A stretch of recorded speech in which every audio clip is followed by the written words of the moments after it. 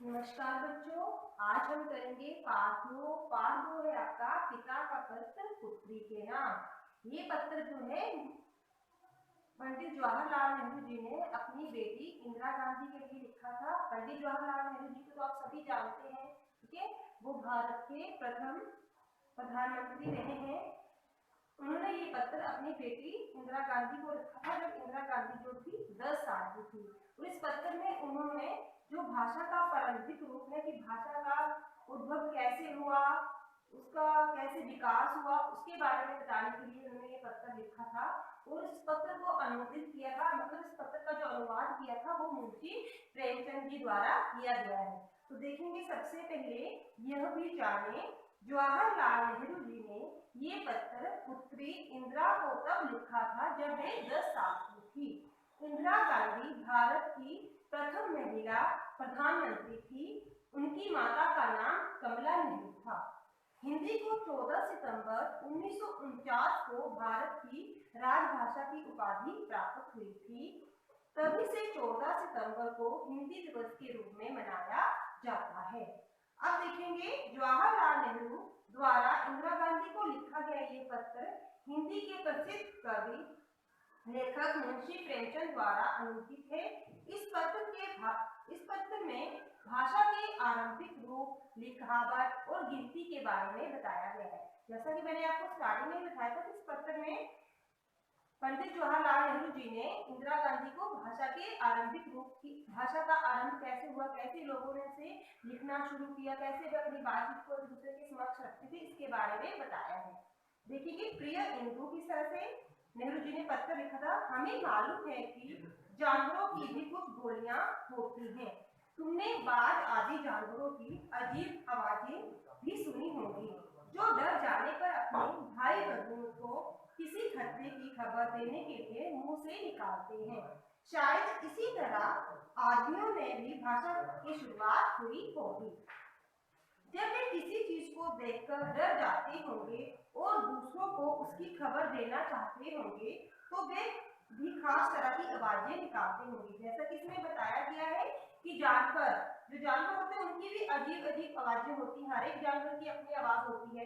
जब भी उन्हें संकट का एहसास होता था तो वो अपने जो साथी होते थे उनको उस चीज के लिए सतर्क करने के लिए आवाजें निकालते थे। तो नेहरू जी कहते हैं कि वैसे ही हो सकता है मनुष्य भी पहले वैसे ही करता होगा कि पहले सीधी भाषा रही होगी। जब वे किसी चीज को देखकर डर जाते होंगे तो दूसरों को उसकी खबर देना चाहते होंगे तो शायद वे भी क्या है कुछ खास आवाज निकालकर उन्हें बताते होंगे। शायद इसके बाद मजदूरों की बोलियां शुरू हुई। बहुत से आदमियों को कोई चीज खींचते या कोई भारी बोझ उठाते नहीं देखा है। ऐसा मालूम होता है कि एक साथ हाथ लगाने से उन्हें कुछ सहारा मिलता है। यही बोलियां पहले आदमी के मुंह से निकली होंगी। आप लोगों ने देखा कि जब भी कोई मजदूर जो होते हैं वो काम करते हैं इकट्ठा, कोई भारी बोझ उठाते हैं तो वो हाथ लगाते, जोर लगाते हैं। तो शायद ये बोले कि तब उस समय ऐसी ही आवाजें निकलती थी। शायद उनकी ऐसे ही आवाजों की पहल हुई होगी, बोली होगी। धीरे धीरे शब्द बनते गए होंगे। उसी तरह से क्या हुआ कि जैसे जैसे आवाजें निकलती गई वैसे वैसे क्या धीरे धीरे शब्द बनते गए।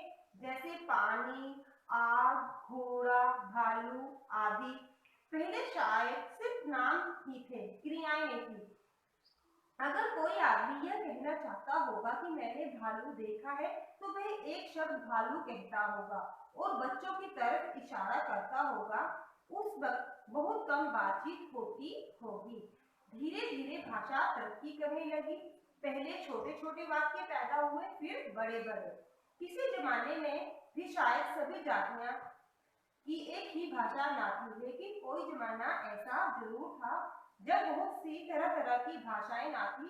मैं तुमसे कह चुका हूँ कि तब थोड़ी सी ही भाषाएं थी। कि पहले क्या था, भाषा की इतनी तरक्की नहीं हुई थी। मैक्सिमम जो लोग थे वो सभी क्या है एक जैसी भाषा का ही प्रयोग करते थे। लेकिन अब जैसे जैसे भाषा का विकास होता गया वैसे वैसे क्या है भाषा ने अपना अलग अलग रूप धारण कर लिया। सभ्यता शुरू होने के जमाने तक जिसका हम जिक्र कर रहे हैं, भाषा ने बहुत तरक्की कर ली थी। इसलिए लोगों को अब से कहीं ज्यादा बातें जो थी वो ध्यान में रखनी पड़ती थी। तुकबंदियों और छंदों को याद रखना बहुत सहज था। यही सबब है कि उन मुल्कों में जहां पुराने जमाने में सभ्यता फैली हुई थी, तुकबंदियों और लड़ाइयों के गीतों का बहुत ज्यादा रिवाज था। भाटों और गवैयों को वीरों की बहादुरी के गीत बहुत अच्छे लगते थे। उस जमाने में आदमी की जिंदगी का खास काम लड़ना था, इसलिए उनके गीत भी लड़ाइयों के ही हैं। हिंदुस्तान ही नहीं बल्कि दूसरे मुल्कों में भी यही रिवाज था। लिखने की शुरुआत भी बहुत मजेदार है। सभी भाषाओं में लिखना तस्वीरों से शुरू हुआ होगा। जो आदमी मोर के बारे में कुछ कहना चाहता होगा, उसे मोर की तस्वीर का खाका बनाना पड़ता होगा। खाका मतलब नक्शा, ठीक है, चित्र।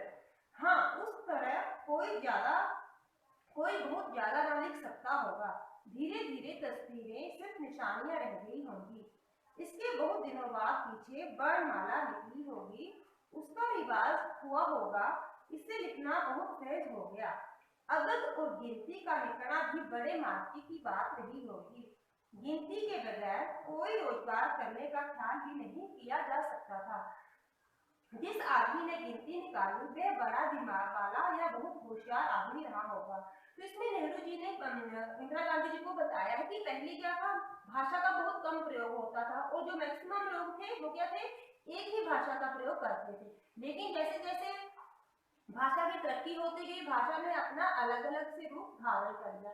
फिर उन्होंने इसके बाद इंदिरा गांधी जी को बताया कि पहले लोग क्या थे, जो लिखने की शुरुआत है वो भी क्या थी, बहुत ही मजेदार हुई थी। क्योंकि पहले लोग क्या करते थे, अगर उन्हें कुछ भी बताना होता था, मान लो एग्जाम्पल के लिए जैसे आपकी इसमें किताब में बताया कि उन्हें अगर किसी व्यक्ति को मोर के बारे में बताना होता था तो वो क्या करते थे, मोर का नक्शा तैयार कर देते थे, चित्र तैयार कर देते थे, ठीक है। वो बोलने के लिए बहुत ही कम शब्दों का प्रयोग करते थे, तो लोग जो है वो चित्र देख के समझ जाते थे कि ये जो है मोर के बारे में हमें बताना चाहते हैं।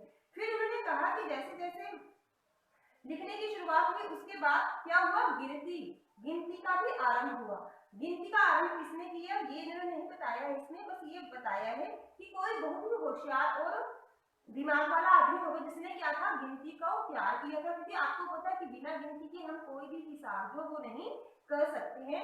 यूरोप में पहले अंक बहुत बेढंगे थे। रोमन अंकों को तुम जानती हो, जैसे आप लोग देखते हैं कि रोमन अंक हम कैसे लिखते हैं। रोमन अंक लिखने के लिए जैसे हम इस तरह से, ये क्या है, एक, ये, दो, इस तरह से रोमन में जो गिनती है वो लिखी जाती थी। तो ये क्या थी, बड़ी बेढंगी थी। कुछ लोगों को में भी ये समझ ना आती होगी, पर जैसे जैसे इसका विकास होता गया, इसके लिखने का जो तरीका है वो भी बदल गया। क्योंकि यूरोप वालों ने इन्हें अरब जाति से सीखा था, लेकिन अरब वालों ने उन्हें हिंदुस्तानियों से सीखा था, इसलिए उन्हें हिंदुस्तानी अंक कहना मुनासिब भी होगा। अब ये जो काउंटिंग है इसको हम रोमन भी बोलते हैं, ठीक है। पर रोमन वालों ने क्या किया, इन्होंने क्या किया कि इसको हिंदुस्तानी का नाम दे दिया, क्योंकि हिंदुस्तानी अंक भी वे इसे मानते थे। इस तरह से जवाहरलाल नेहरू जी ने क्या किया, इंदिरा गांधी को भाषा के बारे में बताया। अब हम देखेंगे इसमें नए शब्द। सबसे पहले देखिए तरक्की। तरक्की का अर्थ क्या होता है, विकास। तो आप इसमें वाक्य बना सकते हैं, जैसे हिमाचल प्रदेश शिक्षा के क्षेत्र में तरक्की कर रहा है। आपने क्या करना है, इन शब्दों का इस्तेमाल करते हुए आप अलग से भी वाक्य बना सकते हैं। मैंने सिर्फ एग्जांपल के लिए आपको ये वाक्य बताया है। नेक्स्ट वर्ड है जिक्र। जिक्र का अर्थ होता है उल्लेख। उल्लेख, राहुल ने मुझसे रोहन के बारे में जिक्र किया था। नेक्स्ट वर्ड है रिवाज। रिवाज का अर्थ है परंपरा। हर एक देश के अपने अपने रीति रिवाज होते हैं। खाका, नेक्स्ट वर्ड है खाका। खाका का अर्थ होता है नक्शा, जो आप लिख सकते हैं जैसे मैंने भारत का खाका देखा है। मातृभूमि का अर्थ होता है जन्मभूमि। मेरी मातृभूमि हिमाचल प्रदेश है। इस तरह से आप वाक्य बना सकते हैं शब्दों का।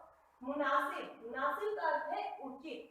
आप जैसा मुनासिब समझे वैसा कीजिए, कि आपको जैसा उचित लगता है आप वैसा कीजिए। नेक्स्ट वर्ड है सभ्यता। सभ्यता का अर्थ है जीवन शैली। हमें इतिहास से पुरानी सभ्यता के बारे में पता चलता है। जब भी आप हिस्ट्री पढ़ोगे तो आपको क्या है, जो हमारी सभ्यता थी पुरानी उसके बारे में पता चलेगा।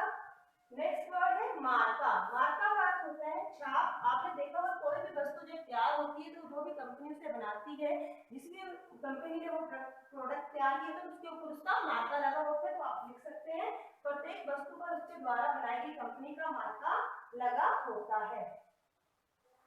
धन्यवाद।